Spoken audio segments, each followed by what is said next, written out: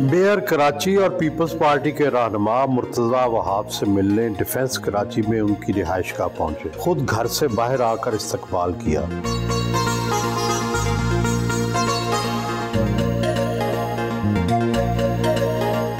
निसफ सदी के बाद पीपल्स पार्टी को कराची की मेयरशिप मिली है और आप पीपल्स पार्टी और उर्दू स्पीकिंग के दरमियान एक पुल का किरदार अदा कर सकते हैं।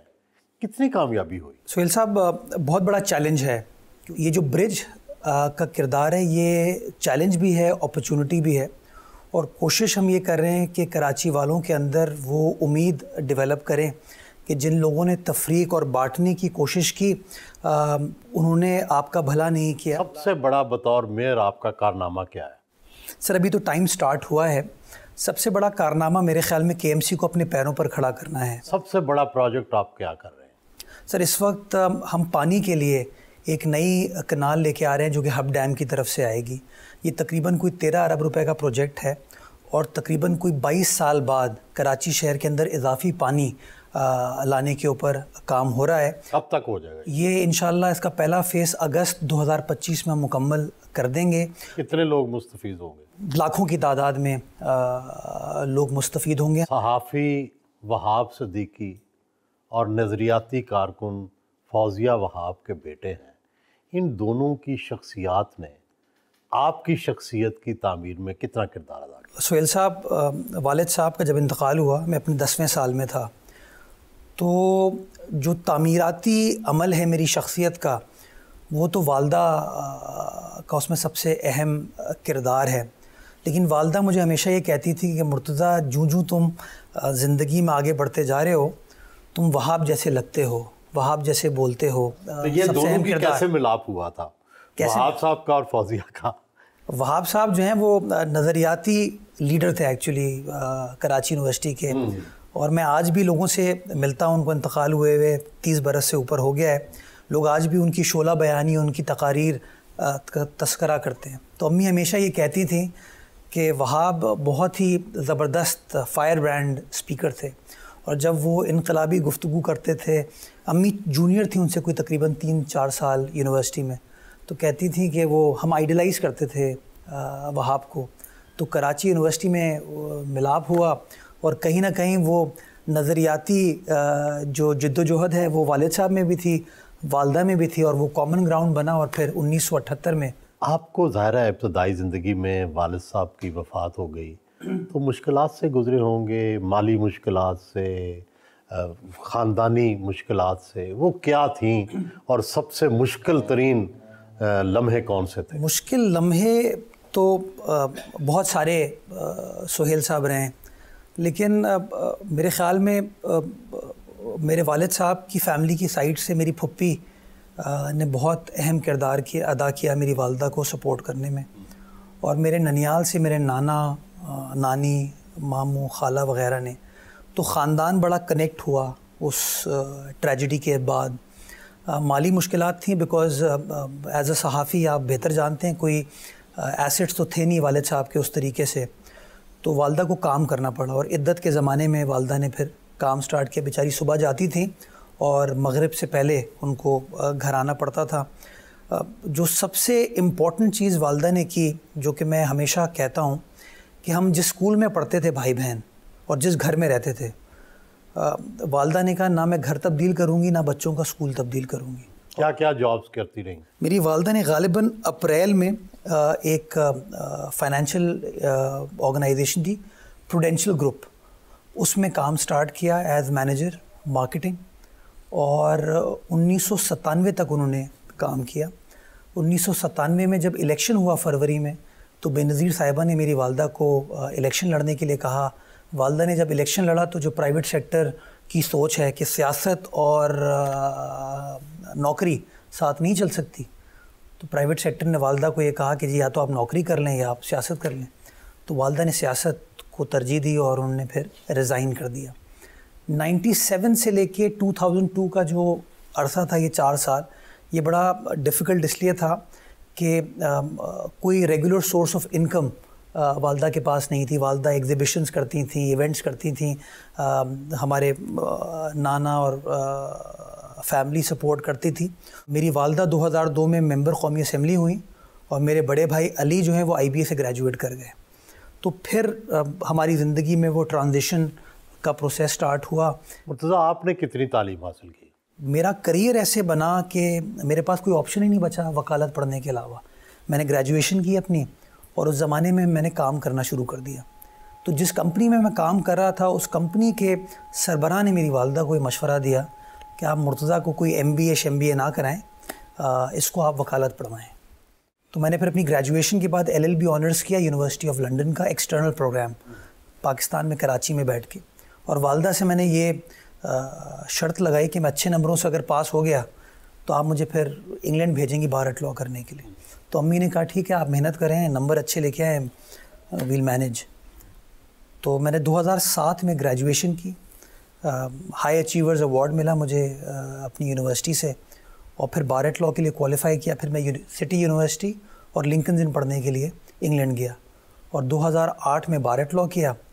बार एट लॉ के टाइम पे वालदा ने भी एक शर्त लगाई थी मुझसे, जब बाहर पढ़ने जा रहा था। एयरपोर्ट पे रो रही थी वो, और रोते हुए मुझे उन्होंने कहा कि वादा करो कि वापस आओगे। तो मैंने कहा जी बिल्कुल वापस आऊँगा। तो मेरी सोहेल साहब ग्रेजुएशन हुई कॉल टू द बार 28 जुलाई 2008 को।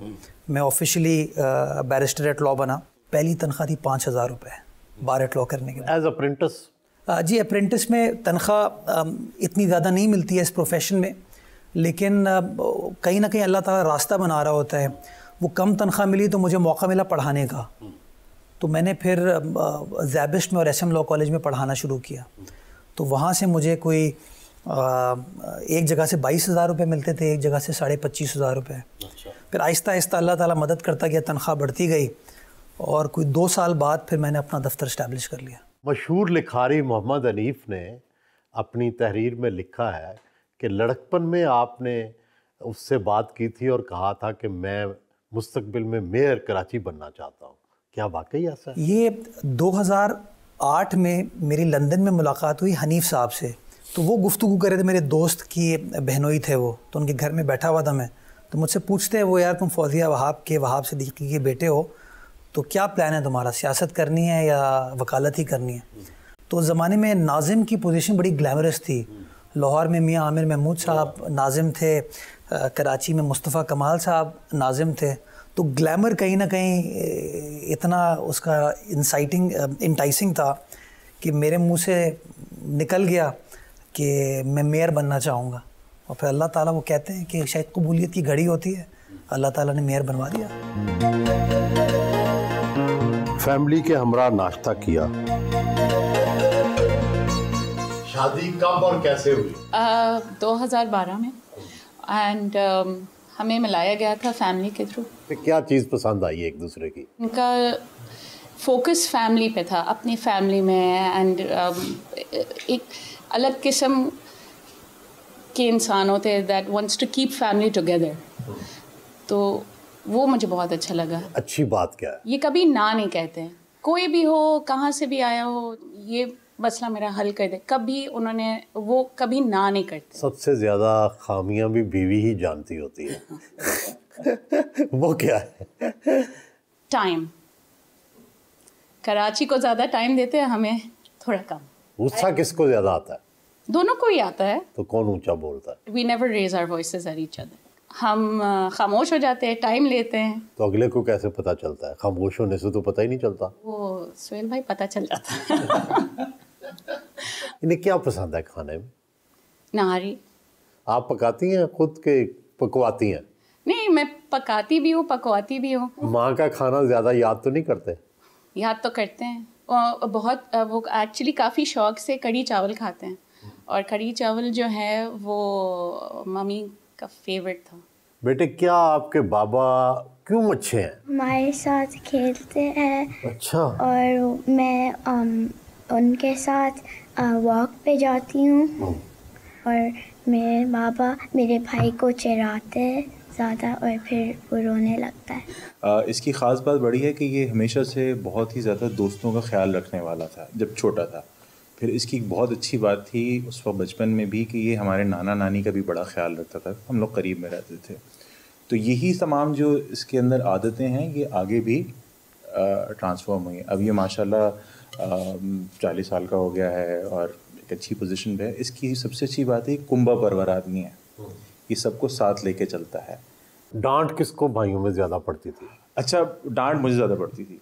ये जो है नंबर 2 होने का बड़ा फ़ायदा उठाता था, ये अम्मी के पीछे छुप जाता था, लाडला अपने आप को क्लेम करता था। ये हमें और इरिटेट करती थी बात, यार तुम कैसे लाडले हो, मैं सबसे बड़ा हूँ, मैं लाडला होना चाहिए। इसी दौरान बेटा हादी भी स्कूल से वापस आ गया। वालेकुम सलाम। हादी साहब क्या हाल है? अभी स्कूल से छुट्टी होगी? अभी होगी।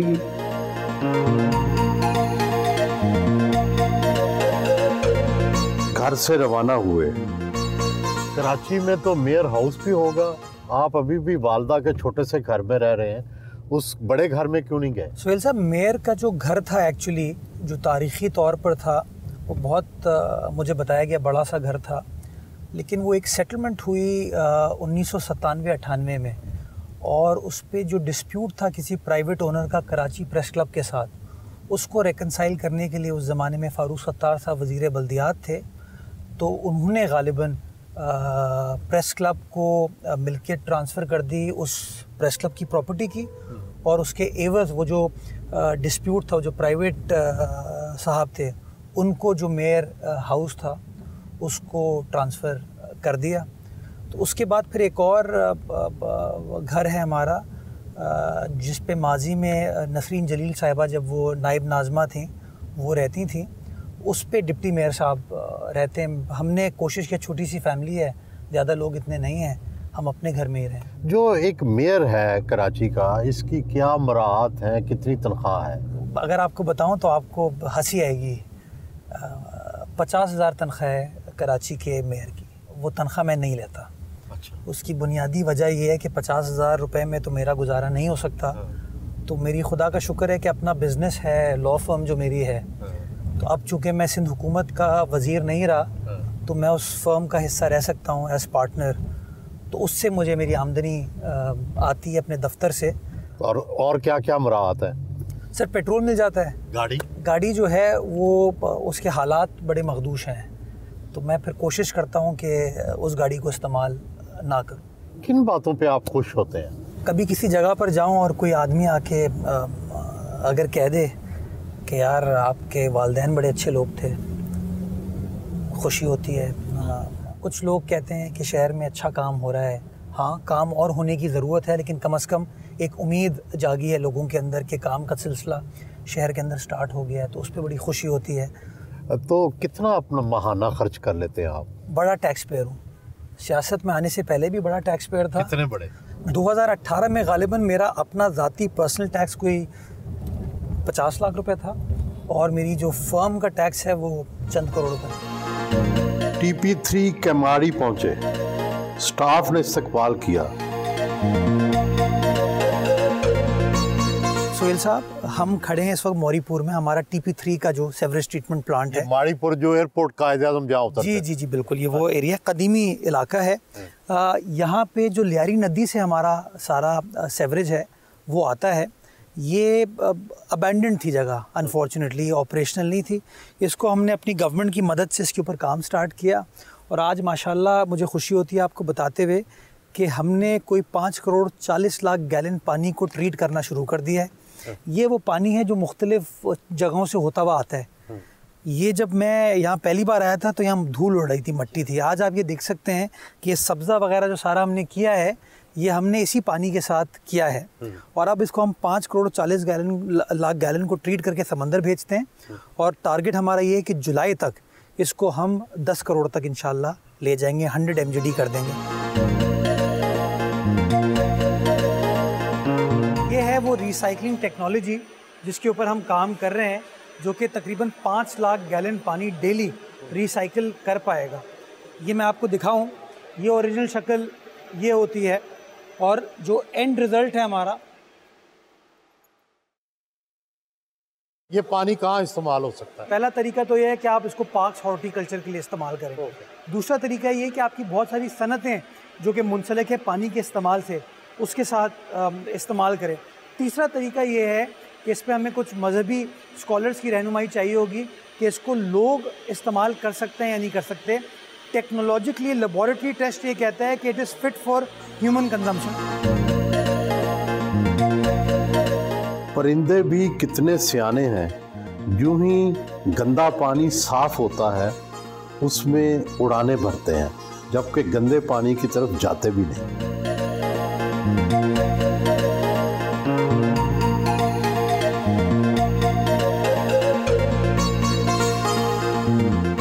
हम उस संगम पर बैठे हैं जहां ट्रीट शुदा पानी जो सीवरेज का है वो नहर की शक्ल में समुंदर में जा रहा है। तो ये सारा कॉन्सेप्ट है क्या और इससे क्या फ़वायद हासिल होंगे कराची को? मेरे ख्याल में पाकिस्तान में इतना बड़ा काम सीवरेज ट्रीटमेंट पे और रिसाइकलिंग पे कहीं पर नहीं हो रहा। ये हमारे कराची में हो रहा है, जिसके बारे में आम तासुर ये है कि कराची शहर में तो काम ही नहीं किया जाता। इसके फ़वाइद ये हैं कि एक तो हम बैनुल-अक़वामी सतह पर इस चीज़ को शोकेस कर सकते हैं कि एक ज़िम्मेदार कौम के नाते हम अपने समंदर की जो मरीन लाइफ है उसको प्रोटेक्ट करने के लिए क्या इक़दामात उठा रहे हैं। इसका फ़ायदा जो है वो ये होगा कि हमारी बहुत सारी जो एक्सपोर्ट ओरिएंटेड इंडस्ट्री है उसको हम यूरोप के अंदर इस तरह की रिस्ट्रिक्शंस का सामना होता है कि आप कितने ज़्यादा एनवायरमेंटल कंप्लायंट हैं। मैंग्रोव यहाँ बहुत लगे हुए हैं, इनका क्या फ़ायदा है जी? जो सबसे बड़ा फ़ायदा है कि ये मैंग्रोव कराची चूँकि कोस्टल सिटी है, आपका जो साइक्लोन आता है, तूफ़ान आता है, उसका एक नेचुरल बैरियर है, प्रोटेक्शन है, एक प्रोटेक्शन बंद है। आप इसे सैरगाह क्यों नहीं बना देते? शहर में इतनी बड़ी जगह है, खाली है, पानी है, लोग देखें, घूमें। जब मैंने इसके ऊपर काम स्टार्ट किया, मुझे किसी ने ये मशवरा दिया कि इसको मैं गोल्फ कोर्स में कन्वर्ट कर दूं, बिकॉज जो पीछे हमने ग्रीनरी की है वो बड़ी कामयाब हुई है।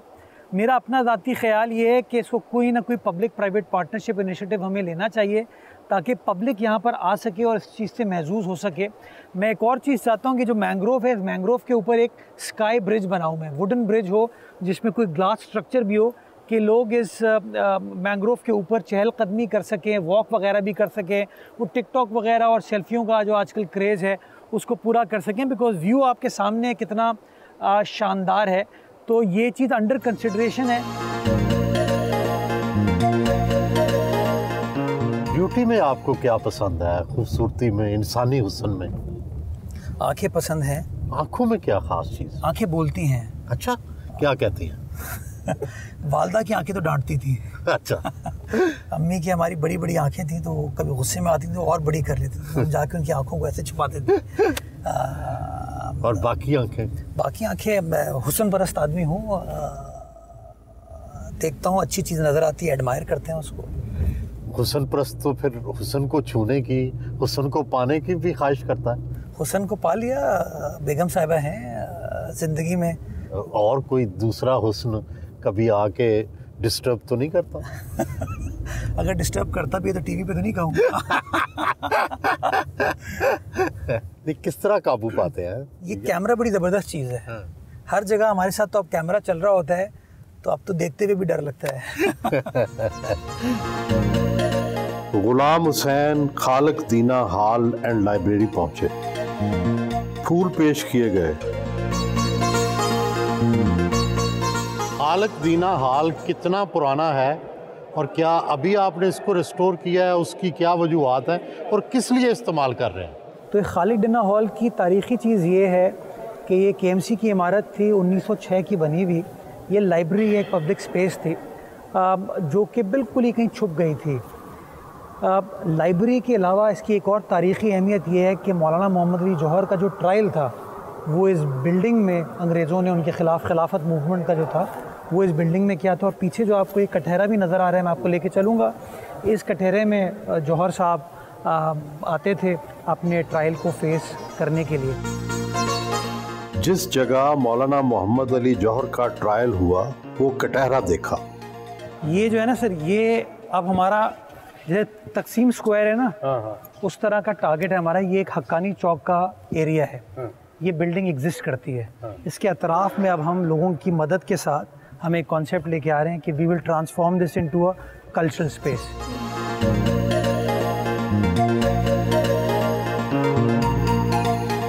कराची म्यूनिसिपल कॉरपोरेशन के दफ्तर आए। जदीद कराची के बानी, कराची के पहले मेयर जनाब जमशेद नसरवांजी के एतराफ़ में इस बिल्डिंग का नाम हमने जमशेद नसरवांजी बिल्डिंग।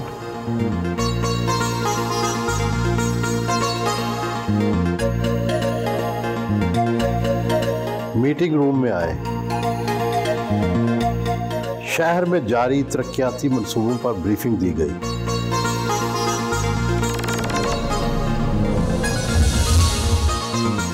पंजाब के अंदर सुथरा पंजाब, इससे पहले टर्किश कंपनियों को ठेके दिए गए और उससे काफ़ी सफाई में फ़र्क पड़ा।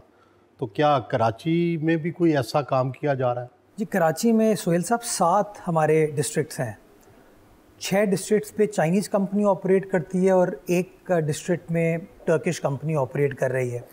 तो काम हो रहा है। आइडियल सिचुएशन अभी भी नहीं हुई, चैलेंजेस बहुत सारे हैं, बट माजी के मुकाबले में बेहतरी काफ़ी आई है और अब हम वेस्ट टू एनर्जी की तरफ भी जाने की कोशिश कर रहे हैं। हमने अपनी पॉलिसी बनाई। डिफ़िकल्टी क्या है पूरी साफ़ सफाई में? कराची शहर का सबसे बड़ा चैलेंज ये है कि सेंसस कहता है कि हमारी आबादी है 2 करोड़, लेकिन 2 करोड़ हमारी आबादी नहीं है। कुछ लोग कहते हैं 2.5 है, कुछ कहते हैं 3 है, 3.5 है, व्हाटएवर द नंबर इज़। तो आपको जो भी इंतज़ामात करने हैं, जो बजटिंग होनी है वो 2 करोड़ के हिसाब से होनी है। एक चैलेंज हमारे लिए ये है। दूसरा, अब लाहौर की एक बड़ी शानदार मिसाल है कि कहते हैं जी लॉरी है।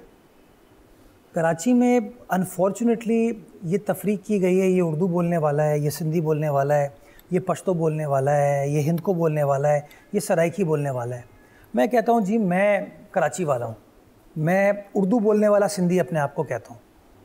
ये मेरी शनाख्त है, ये मेरा शहर है, ये मेरा सूबा है, ये मेरा मुल्क है। कोशिश की जा रही है कि बेटर सेंस प्रिवेल हो। मैं तो बार बार कहता हूँ कि चार्टर ऑफ कराची के ऊपर बात करनी चाहिए। ये तासुर तो आम है कि KMC में, वाटर बोर्ड में बहुत ज़्यादा भर्तियां की गई। कितना अमला है, कितने उनके ऊपर आप उनकी तनख्वाहों पे पैसे खर्च करते हैं और कितने ज़्यादा लोग हैं? मेरे पास सोहेल साहब इस वक्त 13 अरब रुपए की तो पेंशन की लाइबिलिटी है जो अक्रू हुई हुई है, जो मुझे विरसे में मिली है। तकरीबन कोई 12,800 हमारे मुलाजमीन हैं। हमारा जो पैसे हमारे पास हैं उसका 90% तनख्वाहों में और पेंशन में चला जाता है। मेरा ये मानना है कि बहुत सारी जगहों पे ओवर एम्प्लॉयमेंट हुई हुई है और लोगों को बेरोज़गार करना तो किसी भी हुकूमत की प्रायोरिटी नहीं होती। डाउन साइज़ करना जो है वो प्रायोरिटी नहीं होगी। लेकिन एक चीज़ हमने की हुई है कि हमने फ़र्दर भर्तियों पे पाबंदी लगाई हुई है। हम सिर्फ उस सिचुएशन में बंदे को भर्ती करते हैं अगर कोई नेसेसरी सर्विस है, और वो हम कॉन्ट्रैक्ट पे उसको भर्ती करते हैं ताकि कोई पेंशन की। डेवलपमेंट बजट कितना है आपका? टोटल हमारा बजट जो है वो है 52 अरब रुपए का, जिसमें डेवलपमेंट का कंपोनेंट तकरीबन कोई 12 अरब रुपए है। और उस 12 अरब में भी मैं मज़ीद इजाफा होपफुली जो मैंने और कुछ चीज़ें की हैं, इस साल लगभग तकरीबन कोई 15-16 अरब रुपए KMC ख़ुद खर्च करेगी। वाटर बोर्ड अलग ख़र्चा करती है, सॉलिड वेस्ट अलग ख़र्चा करती है, और सिंध गवर्नमेंट के इश्तराक से जो ख़र्चा हो रहा है वो अलग है। कितना टोटल खर्चा होगा अंदाज़ा? इस साल के सिंध के बजट में 103 अरब रुपए मुख्तस किए गए हैं कराची के लिए। इसके अलावा जो फॉरेन फंडेड प्रोजेक्ट्स हैं वो अलग हैं। मिसाल के तौर पे जो K4 की ऑगमेंटेशन होनी है, जो वर्ल्ड बैंक के इश्तराक से हम करने जा रहे हैं, वाटर बोर्ड कर रहा है, सिंध गवर्नमेंट हमारी मदद कर रही है, वो 77 अरब रुपए हैं जो कराची कब तक मुकम्मल होगा K4? सर K4 के 2 हिस्से हैं। एक हिस्सा है जो किंझर से पानी 4 बे पे लेके आएगा, वो वापडा कर रही है, फेडरल गवर्नमेंट उसको फंड कर रही है। और जो 4 बे से कराची के गली मोहल्लों में इंफ्रास्ट्रक्चर ले करना है वो वाटर बोर्ड कर रहा है सिंध गवर्नमेंट की मुआवनत के साथ। मुझे ये लगता है कि वापडा को मज़ीद 2 साल शायद लगेंगे इस काम को मुकम्मल करने में, और हम लोग अपने काम को कॉम्प्लीमेंट करेंगे कि ताकि जब 4 बे तक पानी पहुँचे तो आइडियली वो पानी 4 बे से फिर आप कराची की गली मोहल्लों में ला पाएँ। कराची पोर्ट ट्रस्ट से भी तो आपका झगड़ा रहा है सोहेल साहब। 2-3 इसके अंदर मसाइल हैं। पहला मसला तो ये है, जो मेरा अपना उसूली मौक़िफ़ है वो ये कि दुनिया भर में वो शहर जहाँ पर पोर्ट्स वाक़ होते हैं वो पोर्ट्स शहर की तामीर व तरक्की में कंट्रीब्यूट करते हैं, बिकॉज़ लाजिम और मलजूम है वो पोर्ट और शहर। एक ज़माने में कराची शहर के अंदर KPT कंट्रीब्यूट करती थी, पोर्ट कासिम कंट्रीब्यूट करता था। पिछले कोई 10-12-15 सालों से उन्होंने कंट्रीब्यूट करना छोड़ दिया है। तो पहली चीज़ तो मैं इस बात को एजिटेट करना चाहूँगा, इस बात को आपके चैनल की तवज्जुह से आर्टिकुलेट करना चाहूँगा कि जो पोर्ट पे सामान आता है उसका मेजर हिस्सा जो है वो अप कंट्री जाता है और वो कराची के गली मोहल्लों से होता हुआ जाता है। तो खमियाजा हम भुगतते हैं उसका। तो केपीटी को कहीं ना कहीं शहर के इंफ्रास्ट्रक्चर और पोर्ट कासिम को शहर के इंफ्रास्ट्रक्चर को बेहतर बनाने के लिए अपना किरदार अदा करना चाहिए, जिस तरह दुनिया भर के पोर्ट्स करते थे और माजी में भी ये लोग करते थे। दूसरा तनाज़ा हमारा क्या कितना आप डिमांड करते हैं उनसे? अभी तो कुछ भी नहीं कर रहे, तो कुछ स्टार्ट तो करें। कितना आप चाहते हैं? मैं कहता हूं कि अगर केएमसी अपने वसाइल से 12 अरब रुपए खर्च करिए तो वही 12 अरब रुपए खर्च कर लें। 12 नहीं कर सकते तो चले 10 कर लें, 10 नहीं कर सकते 8 कर लें, पहल तो करें कम से कम। दूसरी चीज़ सोहेल साहब, हमारे टैक्सेस हैं जो कि केपीटी को ड्यू होते हैं, उसमें डिस्प्यूट था हमारा केपीटी का। तो जब मैं आया और फैसल सब्ज़वारी साहब उस ज़माने में वफाकी वज़ीर थे, मैंने उनको रिक्वेस्ट की, तो वो फिर हम डिस्प्यूट सेटल करने में कामयाब हुए, जिससे तकरीबन कोई 70 से 75 करोड़ रुपए हमारी आमदनी हम करने में कामयाब हुए, जिसके लिए मैं हमेशा एक्नॉलेज करता हूँ कि केपीटी ने अच्छा काम किया था वो, और फैसल सब्ज़वारी साहब ने उसके अंदर, हालांकि वो मुत्तहिदा से आपके मुखालिफ हैं, लेकिन मैं अप्रीशिएट, जो अच्छा काम होगा मैं उसको हमेशा अप्रीशिएट करूँगा। तीसरी चीज़ सोहेल साहब बड़ी इंपॉर्टेंट है, ज़मीन। जब केपीटी बना तो गोरे ने बनाया केपीटी और पोर्ट कासिम भुट्टो साहब ने बनाया। इन दोनों टाइम पर जब ये पोर्ट्स बने, इनको ज़मीन अलॉट की गई, सारी ज़मीन इनकी नहीं थी। अब हो ये गया है बदकिस्मती के साथ कि केपीटी क्लेम करता है कि पूरा पोर्ट का एरिया जो है ना वो मिल्कियत हमारी है, पोर्ट कासिम क्लेम करता है कि वो पूरी मिल्कियत हमारी है। उस चक्कर में ये डिस्प्यूट्स की वजह से बड़ी दिक्कत है, दुश्वारी होती है प्लानिंग करने में। तो मैं समझता हूँ इस डिस्प्यूट को भी किसी न किसी लेवल पर रिजॉल्व होने की। कराची में कितने कंटोनमेंट्स हैं? 6 कंटोनमेंट्स हैं। ये भी तो मसला है जी, 6 कंटोनमेंट्स हमारे पास हैं। KPT, port Qasim, railway, civil aviation authority भी हमारे पास हैं। तो तकरीबन कोई 10 वफाकी इदारे हैं हमारे पास, जहाँ पे कहीं ना कहीं हमें टीदिंग इशूज़ का सामना करना पड़ता है। जो कि एयरपोर्ट की मैं आपको मिसाल दूँ, मैं कराची के एयरपोर्ट से मुतमईन नहीं हूँ। एक बैनुल-अक़वामी एयरपोर्ट है, जितने पैसे वो एयरपोर्ट कमाता है उस एयरपोर्ट का वो हाल नहीं जिस तरह का उस एयरपोर्ट का हाल होना चाहिए। लेकिन बदकिस्मती के साथ मुझे वो अखराजात सिविल एविएशन की जानिब से कराची एयरपोर्ट की तज़ीन व आराइश पर नज़र नहीं आते। तो कहीं ना कहीं मैं समझता हूँ कि इस्लामाबाद में बैठ के आप ये मामलात को हल नहीं कर सकते हैं। जो डीजी सिविल एविएशन अथॉरिटी है, कोई ग्रेड 22 का अफसर है, उसको कोई फ़र्क नहीं पड़ता। वो जिस दिन एयरपोर्ट जाता है वो 15 मिनट पहले फ़्लाइट से पहुँचेगा और वो जहाज़ में बैठ के चले जाएगा। लेकिन जो मुसाफिर 2 घंटे पहले आता है, उसको साफ़ वॉशरूम भी चाहिए, उसको वज़ू खाना भी चाहिए, उसको ओवरऑल जगह अच्छी चाहिए, जैसे दुनिया भर के एयरपोर्ट्स होते हैं। तो कहीं ना कहीं मुझे एक ये डिस्कनेक्ट नज़र आता है, जिसको अबूर करने के लिए मैं ये समझता हूँ कि जो लोकल काउंसिल्स हैं उनको इस मामले में इन्वॉल्व करने की ज़रूरत है। मुर्तज़ा आप साहब, ज़ाहिर है आपकी यहाँ पे सियासी मुखालफत भी है, जमात इस्लामी, मुत्तहिदा, ये आपके मुखालिफ ग्रुप्स हैं यहाँ पर, तहरीक इंसाफ भी। तो हाउस के अंदर किस तरह से उनसे डील करते हैं? चैलेंज है बहुत बड़ा, क्योंकि हाउस है बहुत छोटा। बिल्डिंग हमारी जो है ना, काउंसिल चूँकि पुरानी है। कितनी तादाद उनकी है और कितनी तादाद आपकी है? हमारे हैं जी तकरीबन, जो हुकूमत को सपोर्ट करते हैं 200 और जो अपोजिशन के साथ हैं वो 150 हैं। तो एक बहुत ही डिवाइडेड हाउस है। कोशिश करते हैं कि उस हाउस को हम यकजा करने की कोशिश करें, लेकिन अभी तक हमें उस तरह की कामयाबी हासिल नहीं हुई। मुझे लगता है कि जमात इस्लामी कहीं ना कहीं ये सोचती है कि अगर मेयर कामयाब हो जाएगा तो कराची कामयाब नहीं होगा। वो कहते हैं पीपल्स पार्टी कामयाब हो जाएगी और जमात इस्लामी नाकाम हो जाएगी। और इस तासुर, इस सोच की वजह से कहीं ना कहीं वो मनफी पॉलिटिक्स होती है। मेरा ये मानना है, कराची शहर के 25 टाउन हैं और KMC है, तो 26 इदारे हैं ये। 13 टाउन पीपल्स पार्टी के पास हैं, 9 टाउन जमात के पास हैं और 3 टाउन PTI के पास हैं। तो अगर हम हर कोई अपने अपने दायरे इख्तियार में रहकर अच्छा काम करेगा तो आप इमेजिन कीजिए कराची के हालात कितने बेहतर तरीके से हम इम्प्रूव कर सकते हैं। मुतवातर आप पर यह इल्ज़ाम लगाया जाता है और आपकी जमात पीपल्स पार्टी पर कि आप तो धांधली से जीते हैं। आपने फॉरवर्ड ब्लॉग बनवाए, लोगों की ख़रीदारी की और फिर साथ ही साथ आपने जो पोलिंग स्टेशन है वहाँ पे भी रिगिंग की। अभी हालिया दिनों में इंतखाबात हुए, जनरल इलेक्शन, तो जमात इस्लामी जो क्लेम करती है कि पीपल्स पार्टी ने धांधली की, तो कराची की सारी कौमी असम्बली की नशस्तों पे या सूबाई असम्बली की नशस्तों पे जमात इस्लामी जीत गई क्या? नहीं जीती ना।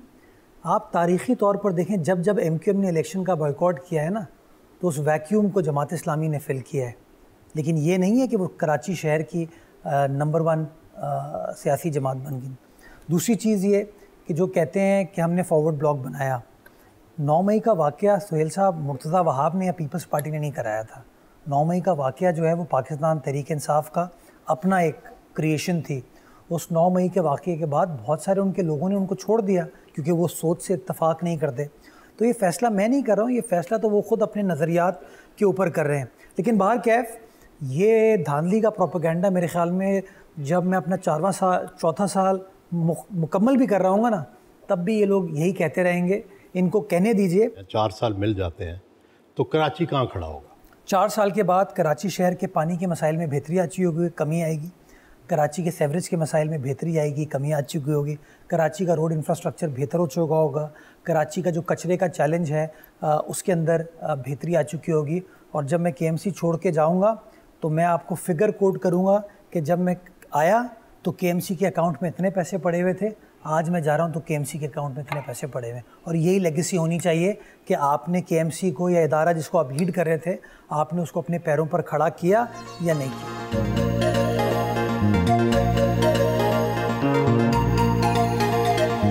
कदीम और नादर सिटी काउंसिल हॉल का दौरा किया।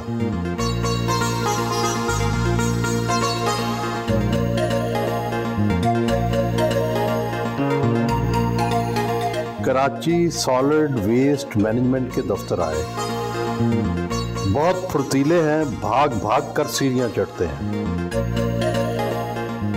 इस वक्त सुहेल साहब हम सॉलिड वेस्ट के दफ्तर में हैं और यहाँ लाने का बुनियादी मकसद आपको बताना था कि कराची शहर से कचरे का निज़ाम किस तरीके से इस वक्त हम चला रहे हैं। हमारी इस वक्त जो लैंडफिल साइट्स हैं, सारा कचरा इकट्ठा करके उस लैंडफिल साइट पर लेके जाया जाता है और जो पेमेंट की जाती है वो पेमेंट की जाती है जो टनेज है जो कि आपके लैंडफिल साइट पर रिकॉर्ड होती है। इस सारी टेक्नोलॉजी के ज़रिए हमें एग्जैक्टली पता है कि कौन सी लैंडफिल साइट पे कौन सा ट्रक जा रहा है, कि कितना कचरा वहाँ पे डंप कर रहा है और उसकी तमाम वेटेज हमारे पास आ जाती है। तरक्याती प्रोग्राम के हवाले से स्टाफ के साथ मीटिंग की। Ahmad Ali kidney hill park पहुंचे। पत्थरों और प्लाजों के शहर कराची के बीचों बीच ये जंगल क्या सिंबलाइज करता है, किसकी अलामत है? ज़िंदगी की अलामत है, नेचर की अलामत है, बेहतरी की अलामत है। कितना बड़ा पार्क है? ये 62 एकड़ पर है और तकरीबन कोई 5 से 6 लाख पौधे यहाँ पर प्लांट किए गए हैं। और एक बहुत अच्छा सक्सेस स्टोरी है कि ना सिर्फ KMC बल्कि DC office, environment department, government of Sindh, civil society के अफराद, मुख्तलिफ लोगों ने आके अपने प्यारों के नाम से यहाँ पर प्लांटेशन की और आज माशाल्लाह सब्ज़ा ही सब्ज़ा नज़र आता है आपको। बड़ी एक रिलैक्सिंग फ़ील आती है और मुझे बताया ये जाता है कि कराची का सबसे ऊंचा पॉइंट है ये। यहाँ पे पीछे एक पहाड़ी है जिसका नाम जबल अली कहते हैं उसको, 110 मीटर बुलंद उसको बताया जाता है। तो आप देख सकते हैं शहर सारा नज़र आता है। तो मुझे ये उम्मीद दिलाती है जगह कि अगर इस पत्थरों के अंदर हम सब्ज़ा क्रिएट कर सकते हैं। कितने शहर में जो पार्क हैं वो आबाद किए हैं आपने, स्पोर्ट्स ग्राउंड आबाद किए हैं? मुझे सुहेल साहब ग्रीनरी का बहुत शौक़ है ज़ाती तौर पर। तो मुझे कुछ लोग मजाकिया कहते भी हैं कि मैं बाबा बागात हूँ। KMC के हमारे कोई 46 पार्क्स हैं जिनको हम बेहतर बना रहे हैं, स्पोर्ट्स कॉम्प्लेक्सेस हैं उनको हम बेहतर बना रहे हैं, 30 नए पार्क्स हम अभी डेवलप कर रहे हैं। अपनी वालदा फौजिया वहाब के नाम से वहाँ फ्रूट गार्डन भी बनाया है। Karachi water and sewerage corporation के दफ्तर आए, पानी के मॉनिटरिंग सेक्शन का दौरा किया। कराची में सर 7 डिस्ट्रिक्ट हैं, 7 हाइड्रेंट्स हैं हमारे। अच्छा। तो तासुर ये था कि सारा पानी जो है शहर का वो हाइड्रेंट्स के ज़रिए चले जाता है। तो हमने क्या किया, उन तमाम हाइड्रेंट्स पे मीटरिंग कर दी है। अच्छा। और ये सब के सब डिजिटाइज्ड हैं, सबका लाइव फीड आती है हमारे पास। उसके बाद शहर में जो टैंकर्स ऑपरेट करते हैं उनके ऊपर हमने ये लगा दिया है बार कोड, जिससे उनकी मूवमेंट को ट्रैक किया जाता है ताकि क्वालिटी एश्योरेंस भी हो सके और कोई ज़्यादा रेट तो चार्ज नहीं कर रहा।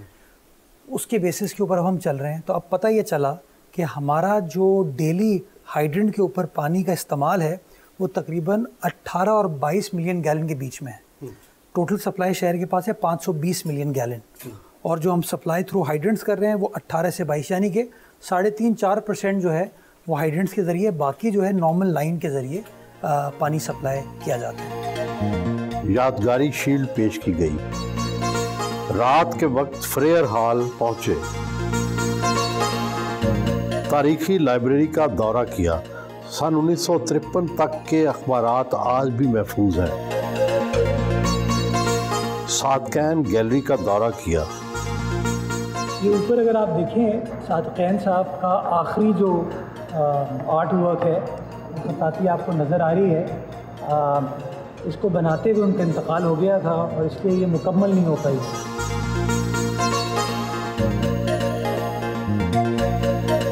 सहन में फोक गुलकारों ने रात गए समा बांध दिया।